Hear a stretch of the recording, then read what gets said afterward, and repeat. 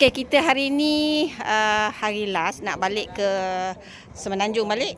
So sekarang ni saya nak bertanya saya punya sahabat bagaimana datang bersama dengan travel Aura Bunga ya. Okey. Okey Datin.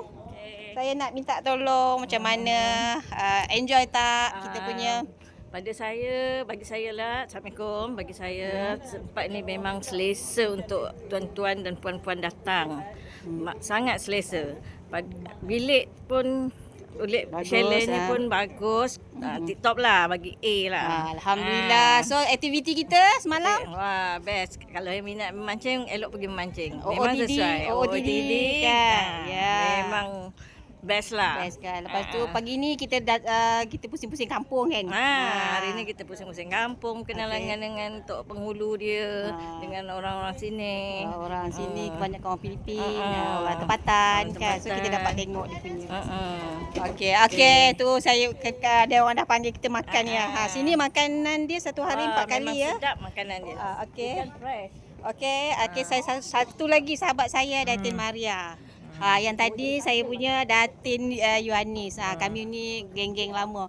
Okey Datin, macam mana kita punya percutian? Okey, best. Best kan?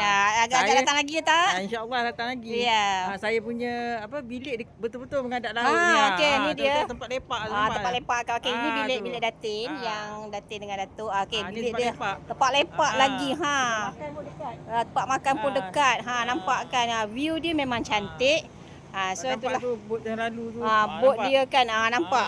Memang enjoy lah. Kan jadinya tempat bilik Datuk dengan Datin di sini dekat dengan tempat makan ya. Tempat makan. Okey. Bilik pun bersih, Okey, luas. bilik bersih ya. Bilik bersih, luas. Bilik air pun besar. Okey. Okey. Akan datang lagi? InsyaAllah ajak kawan-kawan lain lagi. Ajak kawan-kawan lain kan. Okey, terima kasih Okey. Datin. Sampai kita jumpa lagi. Okey, bye-bye.